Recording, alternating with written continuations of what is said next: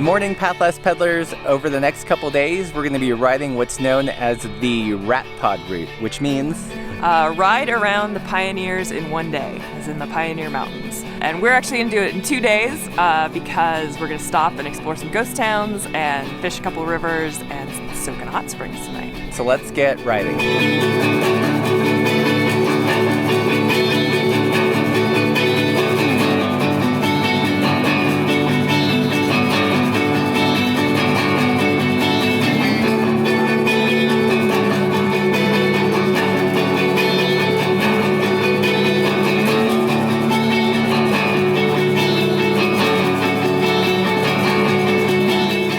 So we're here at Bannack State Park. Bannack was actually the territorial capital of Montana back in the 1860s. Gold was discovered here, and then it grew, and then it became the capital.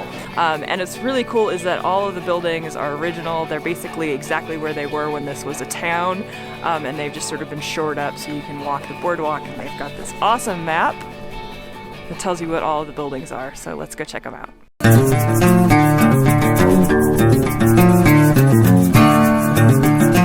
I think one of the cool things when we were talking to the ranger there who gave us the information is that you can actually go in the buildings and you can go up to the second story. He pointed out where there's staircases, so it's not just like stand on the outside and peer in. So according to the book here, this building was built as the county courthouse. After the town was abandoned, it sat empty and was eventually turned into Hotel Meade in 1891.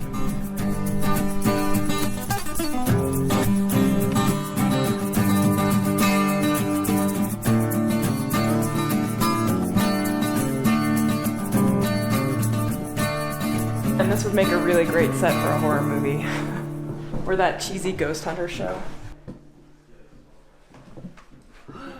So this building is the combination Masonic Lodge and public schoolhouse, and it says that it was built in 1874 with the school on the lower floor and the room for the Masons upstairs.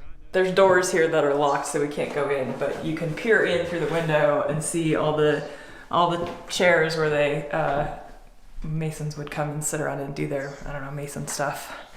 Well, I didn't see any ghosts, but I have a feeling that they're here somewhere. This whole place is just incredible. It's incredible that it's here, that it's been preserved, that you can go into these buildings, that it's all a state park, and it's just open to the public like this. And also incredible that it's right off of the Trans Am route. It's just 4 miles off the road, totally worth it. And they have a campground here, so if you're cycling through, it would be a neat place to stop, and then you can poke around before heading on. So this is Grasshopper Creek that runs through the park, and supposedly, according to the ranger, it has some really big trout in it. So I'm gonna throw a line in and we'll see if we can find anything.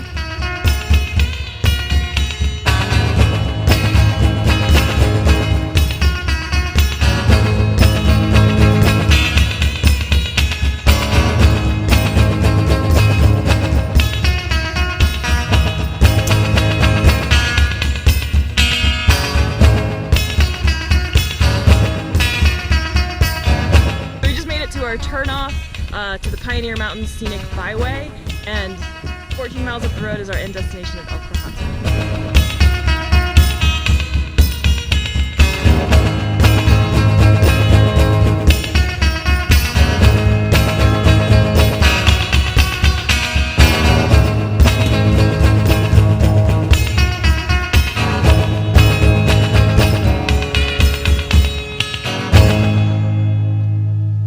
So Laura and I have been biking all day, haven't seen a bike in sight, and we pull into the Grasshopper Inn and see this thing, which is attached to this guy. Hi.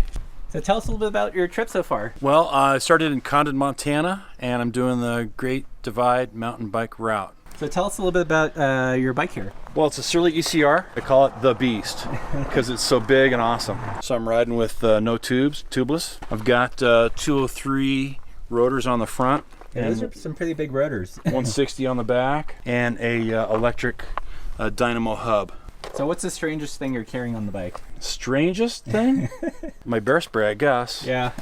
Have you had to use it yet? No. If I did, I'd be like the 0.01%. Yeah. So what's been your favorite stretch so far? I would probably guess it'd be getting here. It was an easy, smooth, paved road where I hardly had to use my brakes at all. Yeah. For like maybe a good 8 mile downhill. So you don't get many of those. The majority of the downhills on the Great Divide are really steep and washboard. And so you work your way up the hill for 15 miles and it's down a steep 2 mile. And so the payoff wasn't there. Payoff in this case was there, and it was awesome. It was a great downhill. Has there been much hike-a-bike? There's been a lot of hike-a-bike. Get off and push. I'm an old guy, and if I was in great shape, I probably wouldn't be doing so much pushing. I'm getting long on the tooth. You're just getting wiser. That's a good euphemism. Well, thanks, Mike, for letting us chat you up a little bit, and good luck with the rest of your tour. Bye. See ya.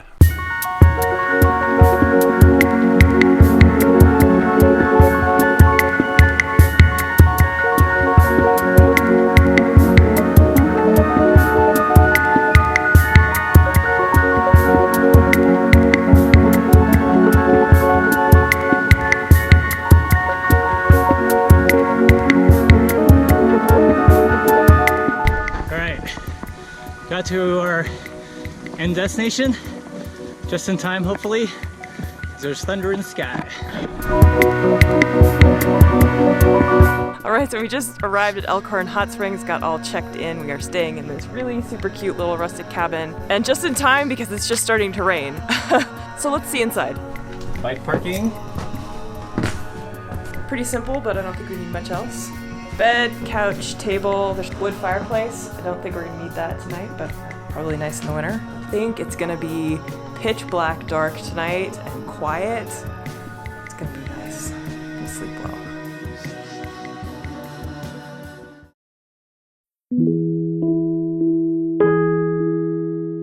Good morning, everyone. Today is our second day riding around the Pioneer Mountains, and we had an awesome stay here last night. That's right. We got to soak in the hot springs and stayed in this really nice cabin. And get this, if you come in by bike, they have a really amazing $35 per night. You can stay in a lodge room, get a soak, and breakfast. And today our goal is the town of Wise River, and hopefully we're going to get a chance to fish the Wise River itself, and also a little bit of the Big Hole. So maybe we'll finally get into some fish. Let's get riding. Awesome. And from here, it's about 4 miles to the summit. A little bit of uphill to start the day, but from the summit, it should be all downhill to Wise River. I like your vest. Thanks. I borrowed it from a really nice guy.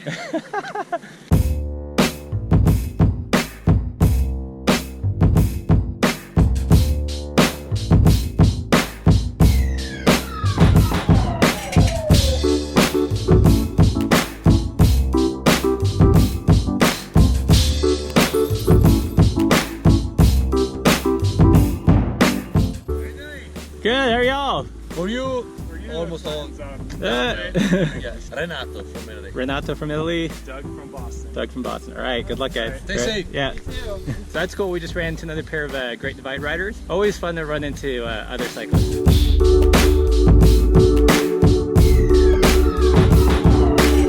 We just pulled off to Crystal Park, and it's actually a place where you can dig for different crystals, quartz and amethyst. And they have like little sifting screens so you can sift out and find some little gems to take home with you. We're not actually gonna go digging today, but it makes a really great break.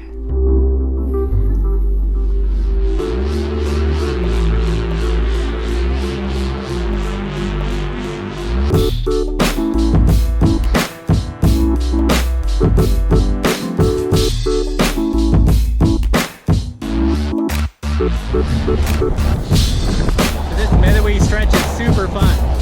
Just a nice smooth descent, wide open views, and mountains all around you. Sweet.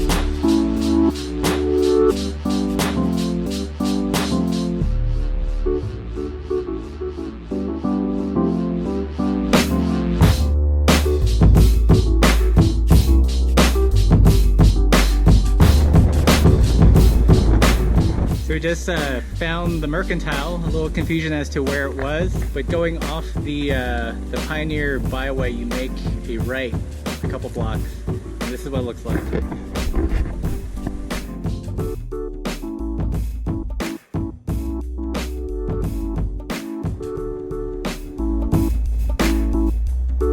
So we found a little fishing access on the Big Hole. Fortunately, we won't be fishing for too long because there is a storm brewing over there. I think this might be the end of this video about riding around the Pioneer Mountains. It's definitely a ride to check out. The Pioneer Scenic Byway itself was spectacular, definitely worth coming out to do. We actually saw a bunch of cyclists on it.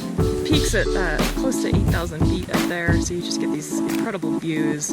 I think my favorite part was that big wide open meadow, or those couple of meadows. We're on the Big Hole. We only have maybe half an hour to fish it, so we're gonna see what we can do.